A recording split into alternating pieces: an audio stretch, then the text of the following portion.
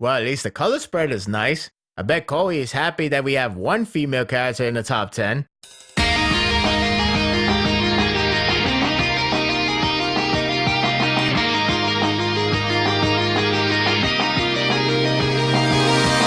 After the last chapter that got the fans uproar, we go back to the last battle, because the show must go on. The wound may be present, but at least there's some joy from this chapter. It's due to other characters that received their moment, whether it's silly or sentimental. With that said, there are issues that continues to question his future, and the effect from the last time resume here. Aizawa didn't want to stop the battle because Shinsho, Deku, and others still have burning passion to win. Besides, the problem with Deku has ended, so there's no need to worry about it. It's not the best explanation, but it will do. It's just a reason to continue for the sake of Deku testing out his newfound power, even though it's done in a training, which is something I realize. Usually a meaningful power-up happens in the course of a serious situation, but I digress. At least the other teachers acknowledge the oddity of his decision. Of course, there's a little more to it, but it's reserved for later. Deku is still conflicted with his one for all because it can harm his friends like earlier. Doesn't have so much weight to that line since it hardly did any damage to any of them. Maybe if it did, or even earlier than here, I would understand his fear. Ochaku thought it's a good time to escape, but he refuses, for he sees it as the only chance to win. He's going to challenge Shinsho head on without his quirk. That sounds like an interesting idea. But will it really happen? I find the scene with Minata and Mina amusing, though it varies for some. As they are up against Shoda and the two girls, they are outnumbered and having a tough time to outmaneuver them. One double impact attack aims for Mina, but Minata blocks it with his great buckler. This is his ultimate plan, and surprisingly it works. In more ways than one. He builds up the anticipation for what he has in mind. It sounds like something he is so proud of. He has grapes planted elsewhere as well. What could this masterful plan be? It begins with him crashing to Mina's chest. If anything, this is probably enough to say best plan ever for him.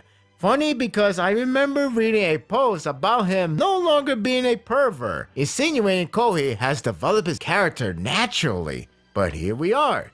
Gave him too much credit there, fella. Mina got ticked off and uses acid layback to toss Minata so fast, he bounces off his grapes since they repel him and form a jumping Minata. I got to say, that's some combo. It works out since it blocks the three from doing anything else. Essentially, Minata is Gran Torino. Man, does everyone has to surpass the old man like that? The girls are useless, and Shoda has to protect them with his close combat. In other words, they're trapped. That takes care of one problem. Now there's two remaining. After what happened earlier in the battle, I find the scene with Monoma pretty disappointing for more reasons than one. It's kind of neat that he resumed ideology on the supporting character's role. It's one of the moments that felt like it has depth to the character. He's up against Deku and Ochaku in what could have been a really cool clash if done right, especially when Monoma copies One for All. That's right, the old age question will finally have the answer. Can he really copy it? The answer is yes, and maybe no. It appears that he has copied the quirk. The problem is, it didn't activate it. Basically, he copied it only to be locked because it's sacred. That or it could be at its base form. That's a shame. What's also a shame is the conflict ended before you know it. Ochaku just rushed in, basically got lucky that the quirk was a dud. That's the end of Monoma. Really weak. He has an interesting ideas on heroism, yet he's taken down so quick and lackluster. He's treated like a joke. Also, Ochaku's slam has gotten really old. Is this her only arsenal? And you thought Rasengan from Naruto was bad. She's like a wild Pokemon that has one attack slam.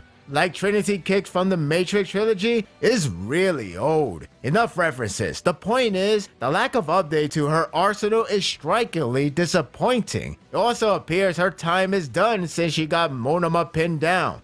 What an upgrade. Shinsho continues to shine the most in this arc, though this is technically his arc, so it's no surprise. Shame that is this arc. Anyway, it's time for him and Deku to finally get their rematch. Even though Deku got a new move literally on the spot, but whatever. The flashback explains the time where he begins to use the eraser. It took Aizawa 5 years to master it, but it was self-taught.